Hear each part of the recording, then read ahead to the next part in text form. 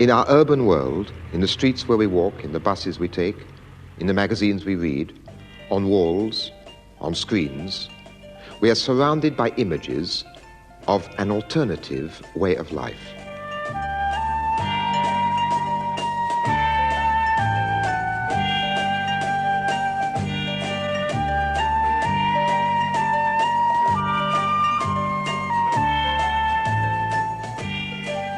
We may remember or forget these images, but briefly we take them in, and for a moment they stimulate our imagination, either by way of memory or anticipation. But where is this other way of life?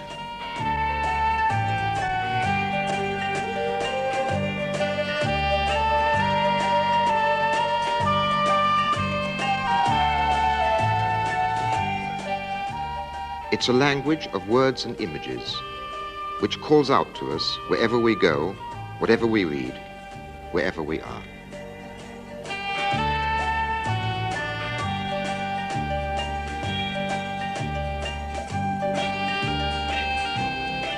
Where do they exist, these fabulous rewards and objects and people? Where do they belong to? Here, there, or nowhere. They come with us everywhere. We take them away in our minds.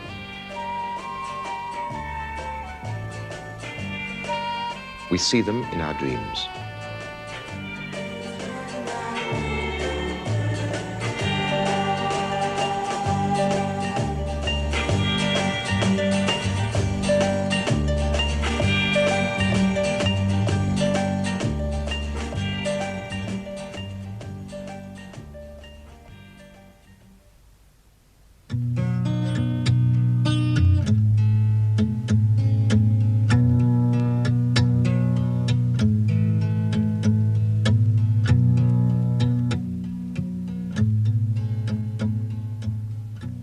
Publicity proposes to each of us in a consumer society that we change ourselves or our lives by buying something more.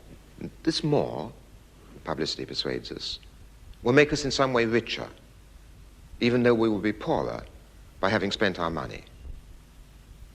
And publicity persuades us of this transformation by showing us people who have apparently been transformed and are, as a result, enviable.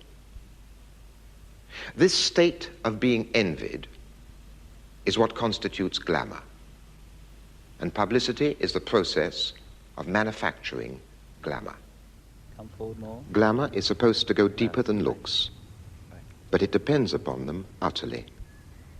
Glamour works through the eye and the mirror. Oh yes, this is Oliver of Vida Office. Well, Oliver, I'm not a professional hairdresser.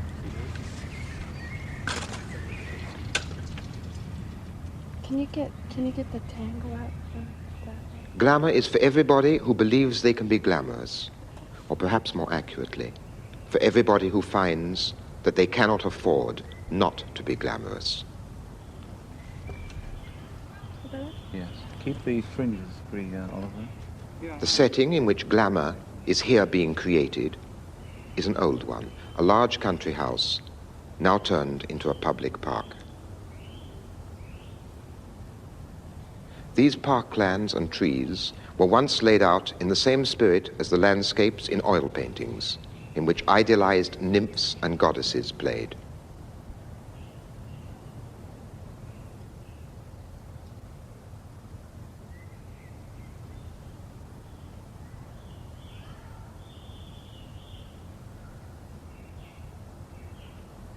Trying to make it look like three flowers in the trees. Yes. Come in a little bit more. Can you? No, you stay there. Yes. That's nice. Now, the model has taken the place of the goddess. Yet glamour is a new idea.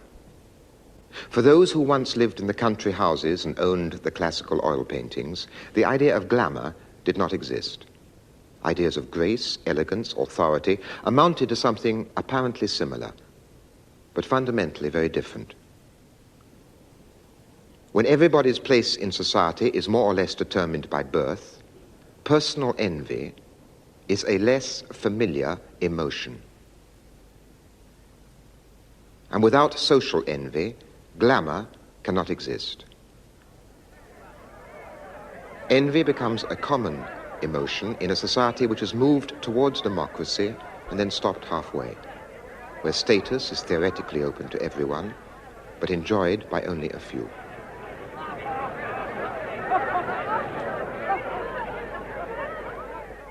Glamour is new, society has changed.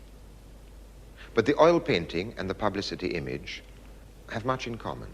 And we only fail to see this because we think of one as fine art and the other as commerce. Sometimes publicity impersonates a painting. Boys are posed to match the boyhood of Raleigh. Real people pose, like the figures in Manet's Déjeuner sur l'herbe. A man dresses up to look like a portrait by Hals. Sometimes works of art are used to give prestige to a publicity scene. A doodle by Michelangelo.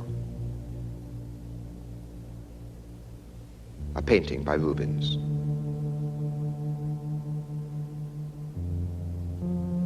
A painting by Dürer. A whole sea by Hokusai. Usually the references to art are less direct. It is a question of publicity echoing devices once used in oil painting, devices of atmosphere.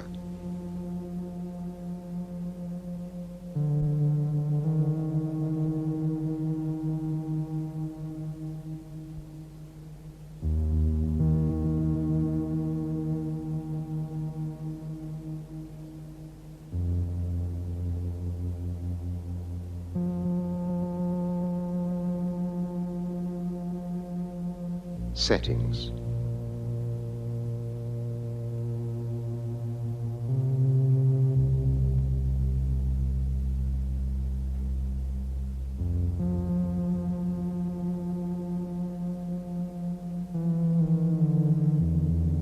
Pleasures. Objects.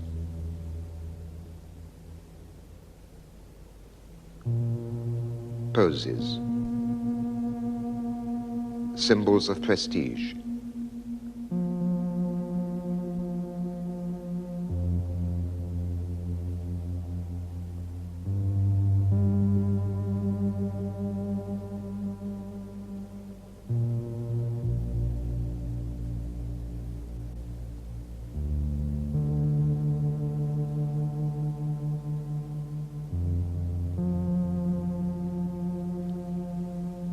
Gestures.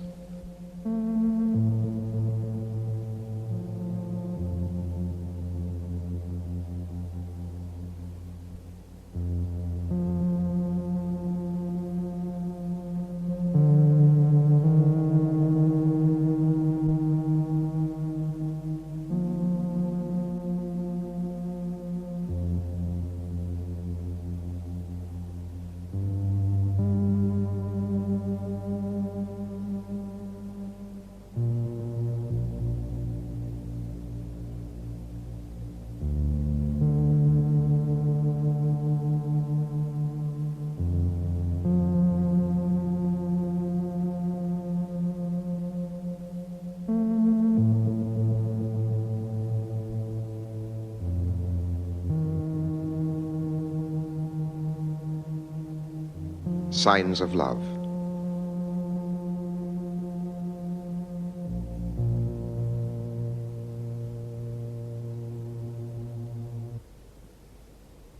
Oil painting, as I tried to show last week, was a medium especially developed in order to render on canvas the physical texture and tangibility of things.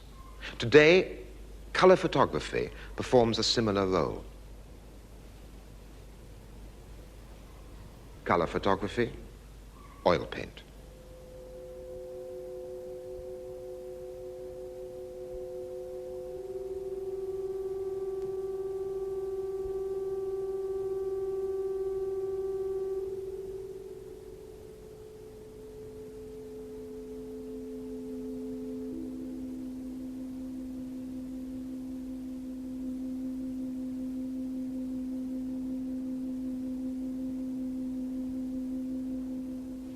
Publicity and oil painting use many of the same references and celebrate the same qualities in things. Share many of the same ideals, all of them related to the principle that you are what you have. Their purpose and their effects, however, are very different. The oil painting showed what the owner was already enjoying among his possessions and his way of life. It consolidated his own sense of his own value. It enhanced his view of himself as he already was. It began with facts, the facts of his life. Of course, there were other facts which it didn't take into account. Where did the owner's wealth come from? The exploitation on which his wealth was based was not shown. But what was shown did at least correspond to the condition of his own life.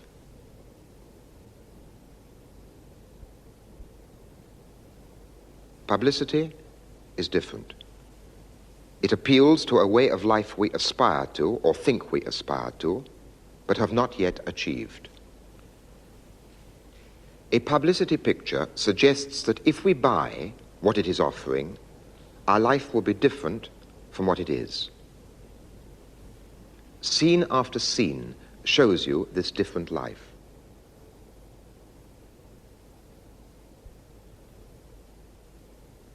Not only will our home be different, but all our relationships will become radiant because of our new possessions.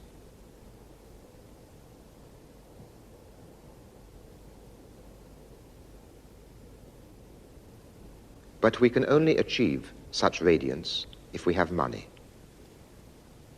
And so publicity also works on our anxieties about money.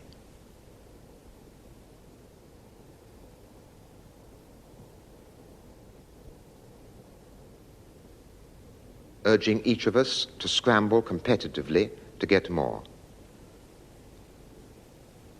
Making money appear as if it were itself magical.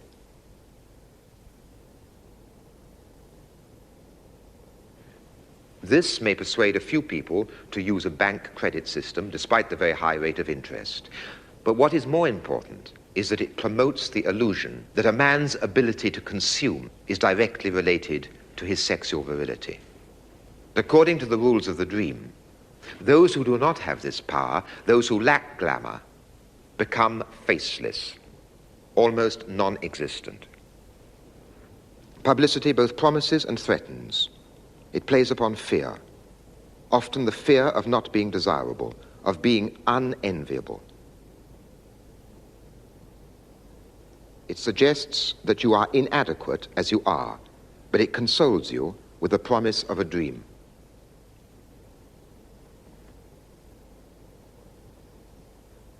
Behind the dream are the working lives of the very people it addresses.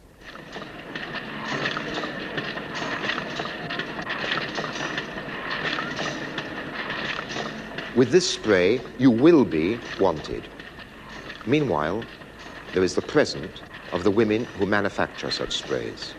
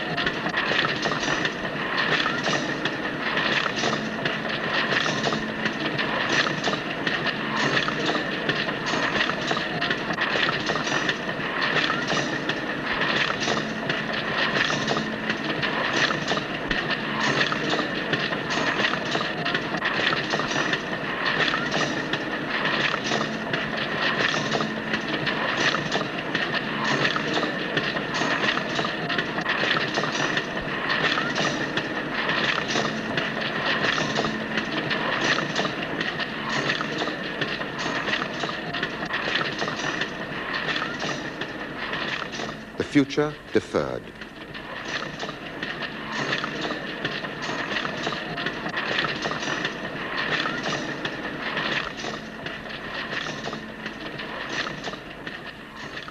Meanwhile, the interminable present.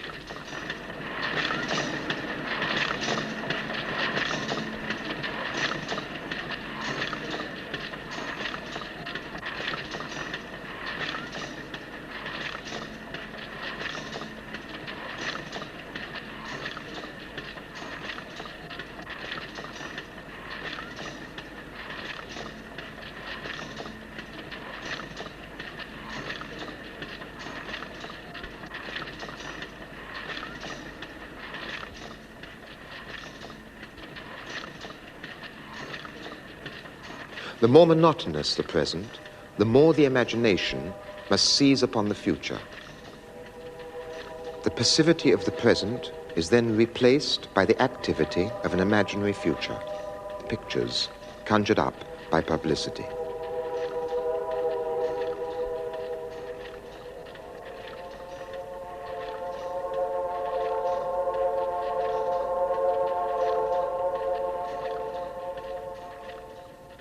The imagery may be public, but the dreams are intimate. Here are 3 such dreams. The dream of later tonight. You are part of the good life they smile at. They are part of the good life you smile at. Everyone is surrounded by what brings pleasure, but it is you who will bring the greatest pleasure of all.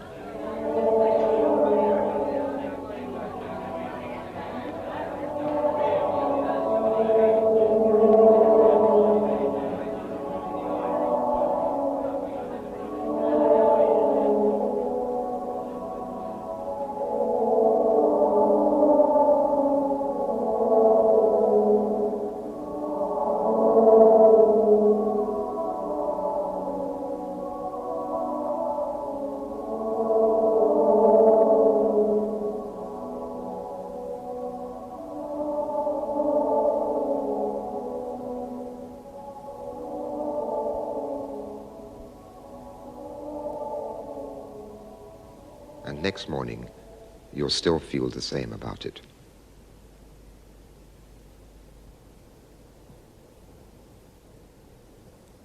The skin dream. The surface you can touch. The skin without a biography.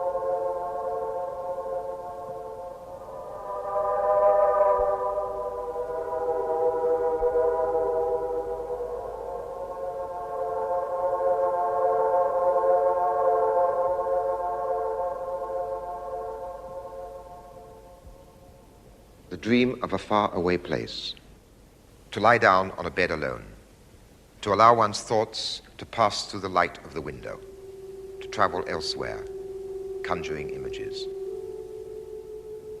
Distances without horizons.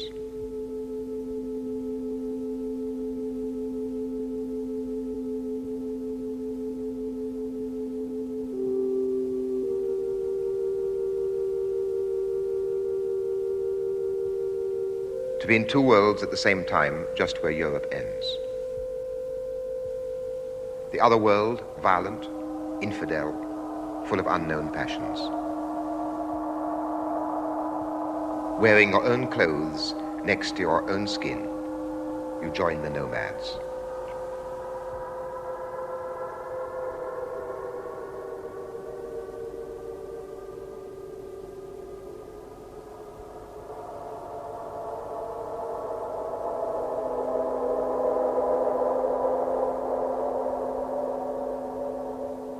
Or to go north to ancient castles, an age of chivalry, of romantic love. It is dawn.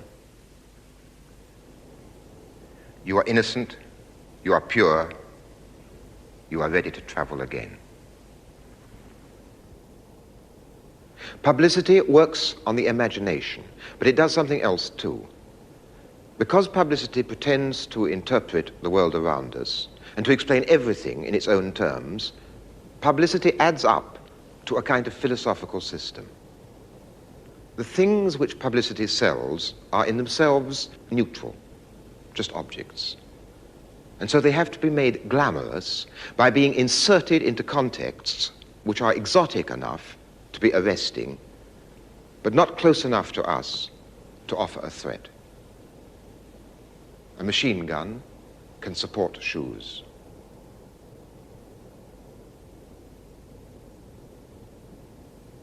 Revolution can be wrapped around anything. In this way, publicity abuses the realities of public figures and events and struggles in other parts of the world.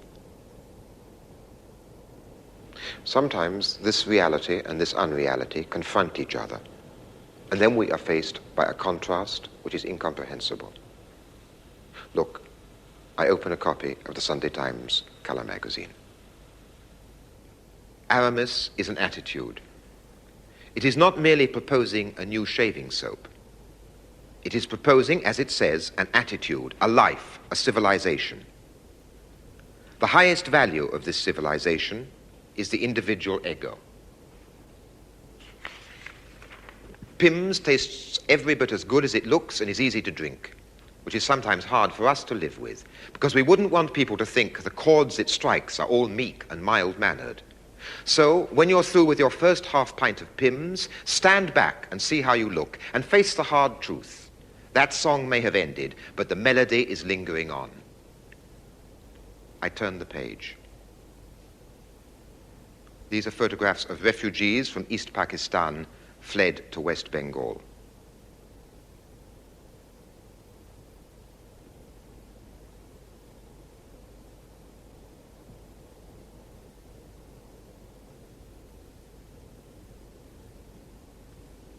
The text which accompanies the photographs says that these refugees deserve more help than any others in the world.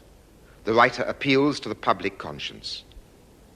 But if I turn the page again, the inadequacy of such appeals becomes obvious. The words and pictures on these pages all appear to be real and all belong to the same language. The text, the photographs taken in Pakistan, the photographs taken for the publicity, the editing of the paper, the layout, the printing, all are elements of the same culture, our culture. Yet between each page, there is such a fissure, such a disconnection, such incoherence, that one can only say this culture is mad. On pages like these, reality itself becomes unrecognizable. It is difficult in this clamor to explain why one set of victims deserves more attention and more help than any others. There have been so many refugees in recent years.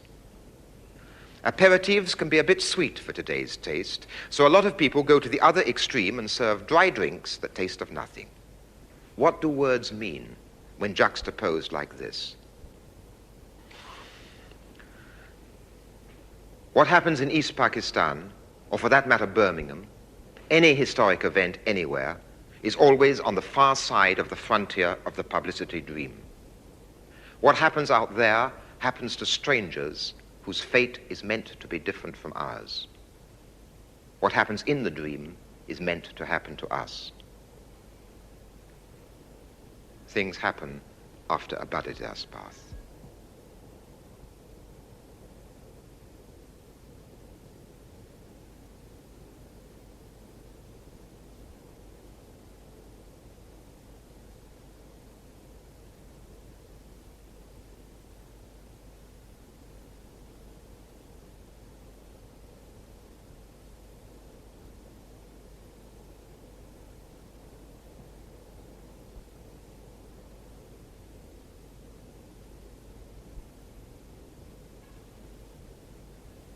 There is no communication between the two worlds.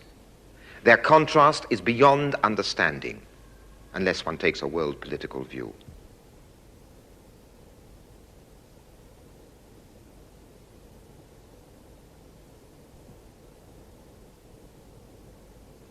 Yet, what is really the connection between these publicity images and our own lives, between their promises and our own needs? Why, eventually, are these publicity images so bleak?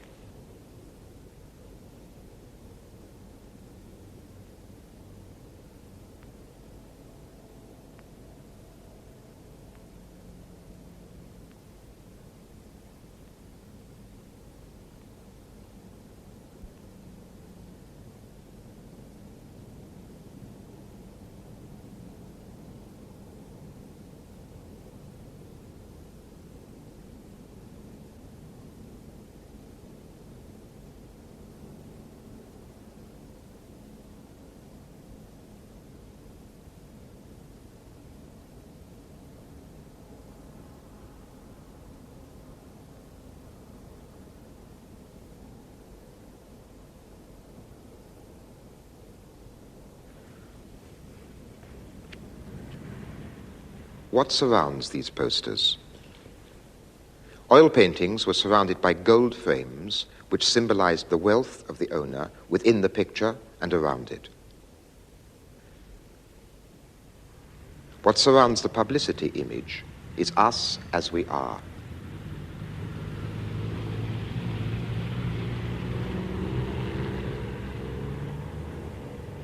Our cities are papered with pictures of what we might buy, papered with dreams which invite us to enter them. But they exclude us as we now are. Behind the paper are hidden our needs.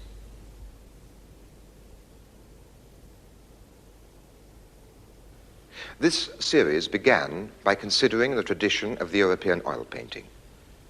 It has ended by us looking at publicity images today, because I believe that in many respects, these images continue that tradition. I have been critical of many things in that tradition, of our culture, of some of the values which it celebrates. And I've illustrated my arguments by using the modern means of reproduction. But finally, what I've shown and what I have said, like everything else that is shown or said through these means of reproduction, must be judged against your own experience.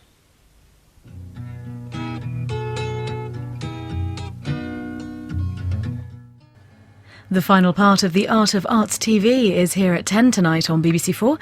But next tonight, more art as Andrew Graham Dixon takes us on a tour of British art.